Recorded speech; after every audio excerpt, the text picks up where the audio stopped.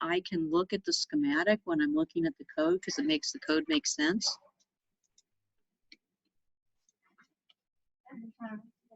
I'm just like a little more nervous about my future class. It's not that bad.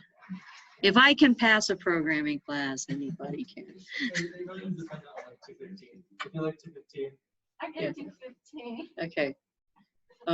you can just Okay. Don't do it. No, I'll just be.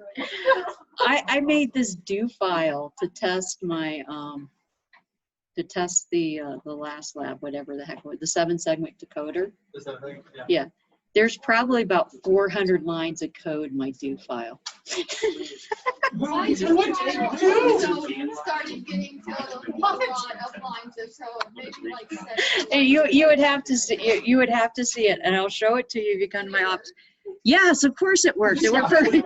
But I had to send it to like this grad student who was the dual EECS major, and show it to him. And it was just like, he's just like, Julie, you're scaring me. He goes, you know, you could do this much more simply. Yeah, but I'd have to use a loop.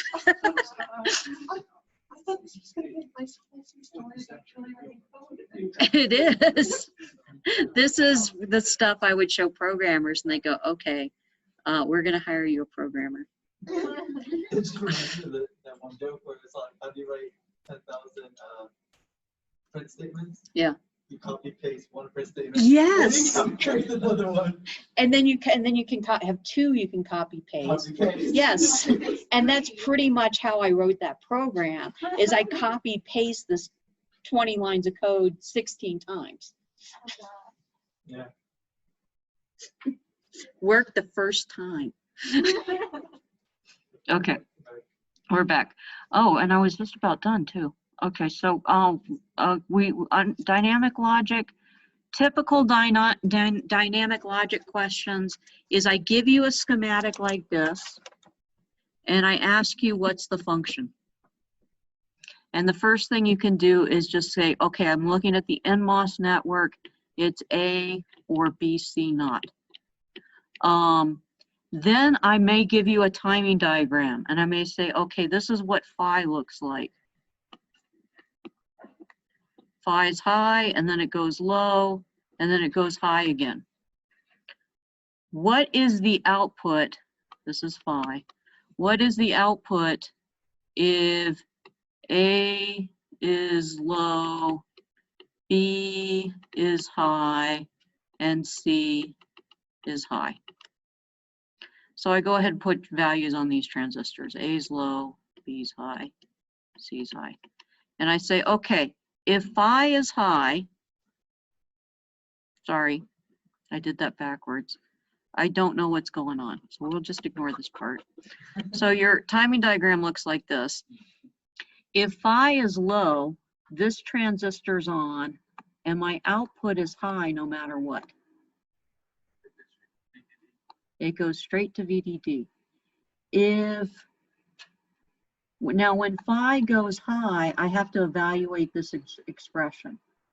So A is low, I've got 2 on transistors on. I've got an on transistor down here because phi is high. I've got a path to ground, so this would immediately get pulled to ground. And that's pretty much all I'm asking you for, is like the 2 states of the logic. Okay. Sometimes I give you a function that's actually still high, so it just stays high. And the people who realize this droops down a little bit and say it droops sometimes get bonus points. Or if you just make it droop, but you didn't mean to do it intentionally. Usually it has to be labeled as being droopy. Like I kind of look, sometimes I just look at the students' work. If you're someone who's everyone is using a ruler everywhere and has straight lines and it's drooping, that's enough to tell me it's drooping. If some of my students actually answer exams and their answers look like this, then it's hard to tell what you mean. And I just, yeah, box your answers, make it neat. That's helpful. I've asked people to draw graphs on exams. And I even put the axes on there for them. And they have stuff like this, and there's no labels. And I have no idea what this means, so I just don't give them any credit. If that was at least labeled, I might give them some points. Okay.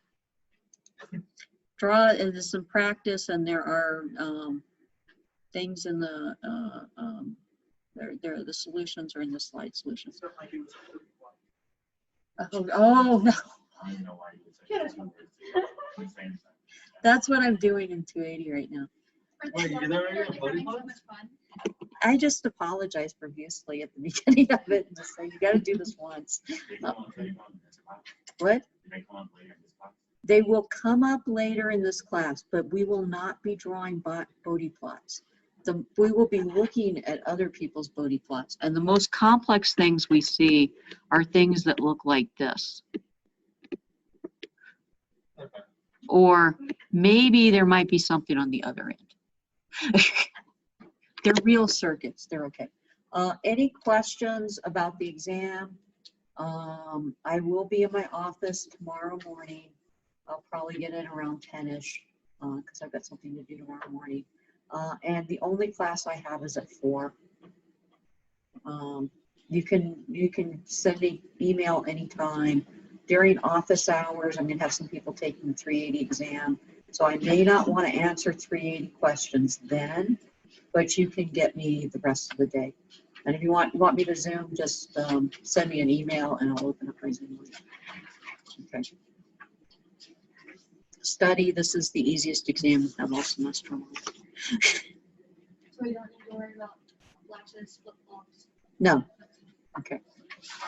I've never covered them well enough before to put them on the exam.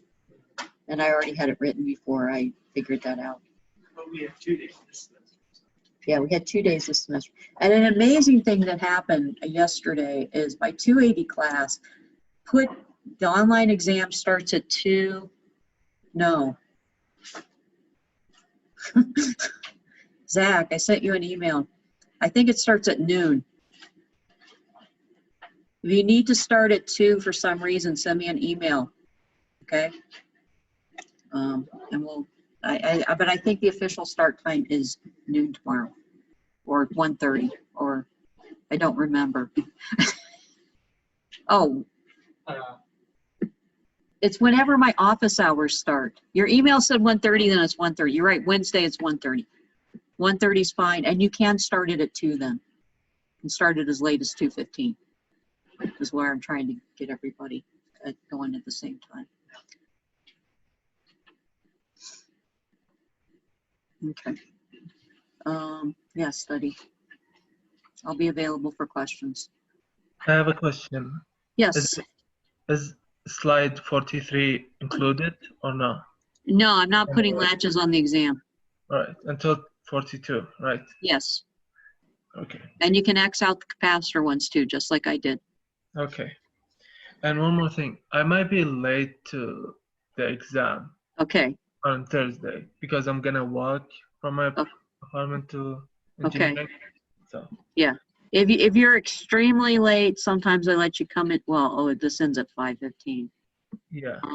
on Maybe a 5 Tuesday. minutes. Yeah, 5 minutes, I'll be okay. You should have enough time to finish it. And if you Okay. don't, I'll give you an extra 5 minutes. All right, thank you. Okay. It's Tuesday, Thursday, so I can hang out a little bit longer. Okay. One more questions. Oh, who isn't here? Victor and Alex. Victor's here. Yeah. Oh, Victor is checked off. It was just in a small check. Alex, did you make it? Alex. Alex. You didn't come to exam review day. Okay. Hey, Julie, just to make sure, the exam is at noon tomorrow, right? If we're taking it online. If you're taking it online, it's in my office hours, so I believe that's 1:30. 1:30, okay. Okay. Thank you. Okay. Good. Okay, I'm leaving. Okay, and I'll try to get this video up tonight. Did you get the